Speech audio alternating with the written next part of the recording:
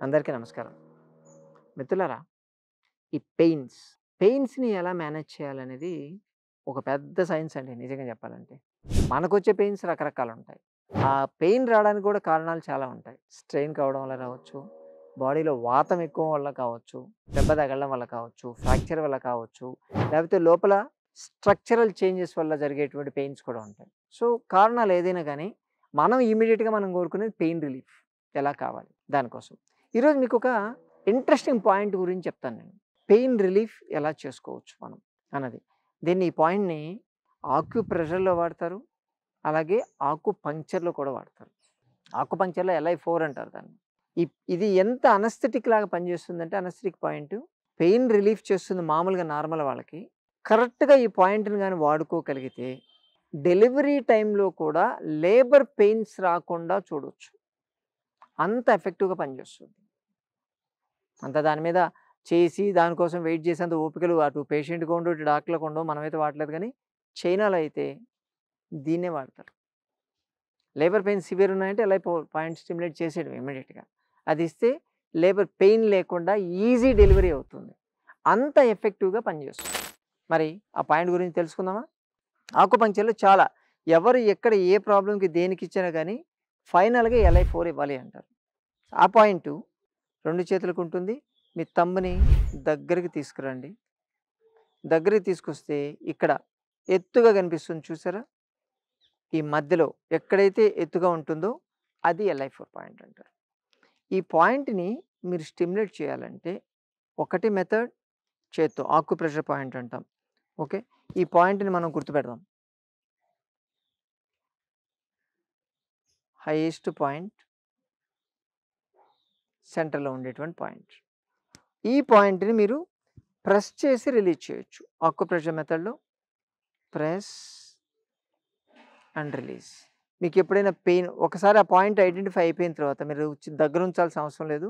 కొంచెం దూరం పెట్టి ప్రెస్, రిలీజ్ స్లోగా ఎవరికి వాళ్ళు సెల్ఫ్ చేసుకోవచ్చు దీన్ని. ప్రెస్ చేయొచ్చు, రిలీజ్ చేయొచ్చు.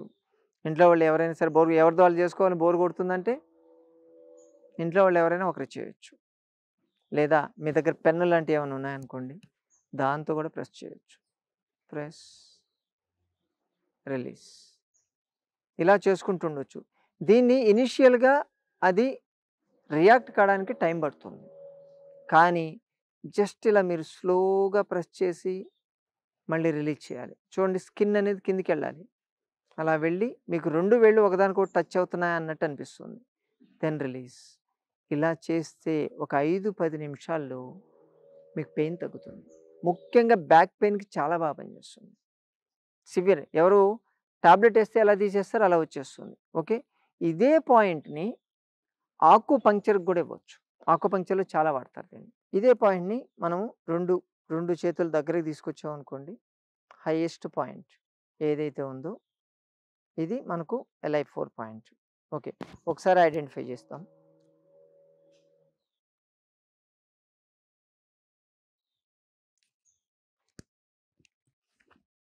ఈ పాయింట్‌ని మనం స్టిమ్యులేట్ చేయాలి.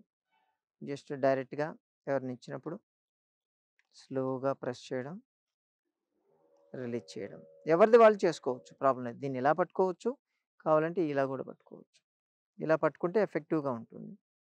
ఎందుకంటే అరచేతుల కింద దానికి అపోజిట్ పాయింట్స్ కూడా ప్రెస్ అవుతాయి కాబట్టి రిలాక్స్ అవుతూ ఉంటుంది. ఇది చేయడం వల్ల ఇక్కడ లోకల్‌గా ఉండేటువంటి పాయింటు ప్లస్ మనకు పెయిన్ గేట్ మెకానిజం అని చెప్పి స్పైన్‌లో పాయింట్ ఉంటుంది.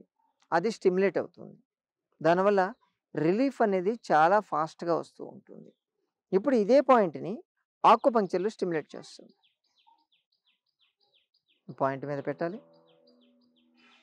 ఈ స్పెషల్ నీడిల్స్ ఉంటాయండి. ఏది పడితే అది వాడొద్దు. ఇంట్లో ఉండేటువంటి బట్టలు కుట్టుకునే నీడిల్స్ వాడొద్దు. సెపరేట్ నీడిల్ ఉంటుంది.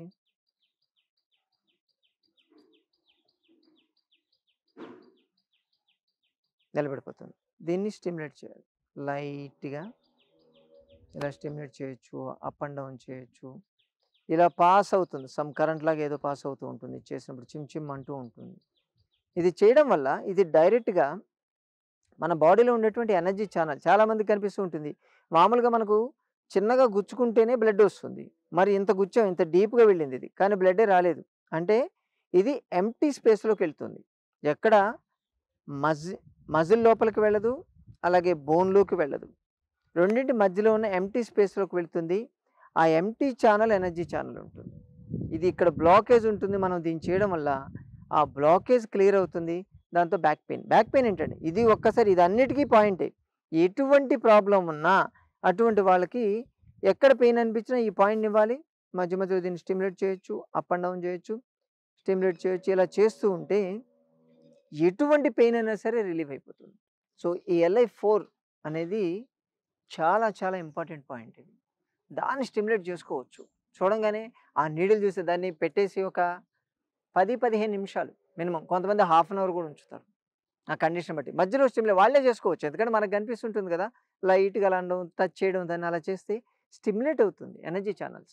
ఆ ఎనర్జీ ఛానెల్స్ ఎక్కడైతే బ్లాక్ అయినాయో అవి రిలీజ్ అయిపోయాయనుకోండి, ఎనర్జీ ఫ్లో అనేది మళ్ళీ నార్మల్ వస్తుంది. ఈ పాయింట్ ఇంపార్టెంట్. అంటే అది ఒక్కసారి క్లియర్ అయితే బాడీలో ఎక్కడ పెయిన్స్ ఉన్నా కానీ ఆ పెయిన్ గేట్ మెకానిజం స్టిమ్యులేట్ అయిపోతుంది. రిలీఫ్ వస్తుంది. అనస్థెటిక్ పాయింట్ లాగా పనిచేస్తుంది. చాలా అద్భుతంగా పనిచేస్తుంది. ఎవరైనా ట్రై చేయొచ్చు. కాపోతే ఆక్యుప్రెషర్ లాగా తీసుకుంటే టైం పడుతుంది. ఆక్యుపంక్చర్ ఇమ్మీడియేట్ రిలీఫ్ ఉంటుంది. అది మన సంజీవిని ఆశ్రమంలో ఇచ్చేటువంటి ఆక్యుపంక్చర్ పాయింట్‌లో ఇది కంపల్సరీ. ప్రతి ఒక్కరికి కూడా. ఎందుకంటే పెయిన్స్ వల్లే ఎక్కువ మంది వస్తుంటారు కాబట్టి ఇది ఇస్తాం. ఇప్పుడు ఆల్మోస్ట్ హాఫ్ అన్ అవర్ అయింది కదా! ఇప్పుడు మనం గుచ్చాం. మీకు డౌట్ ఉండొచ్చు. గుచ్చారు కదా! ఇప్పుడు తీసేటప్పుడు బ్లడ్ వస్తదేమో చూద్దాం. ఓకే. సో, స్టిమ్యులేషన్ రిలీవ్ అయిపోతుంది. చూడండి నార్మల్. ఓకే. సో, ఈ విధంగా కొన్ని స్పెషల్ పాయింట్స్ ఉంటాయి. ఆక్యుపంక్చర్ మొత్తం నేర్చుకోనక్కర్లేదు. ఆక్యుపంక్చర్, ఆక్యుప్రెషర్‌లో ఉండేటువంటి ఇటువంటి స్పెషల్ పాయింట్స్ మీరు గాని నేర్చుకోగలిగితే ఎవరికి వాళ్ళు ఇంట్లోనే మీరే డాక్టర్లు అయిపోవచ్చు. వచ్చేటువంటి ప్రాబ్లమ్ ఎటువంటి మందులు వాడకుండా తగ్గించుకునేటువంటి అద్భుతమైనటువంటి మెకానిజం. బాగుంది కదా!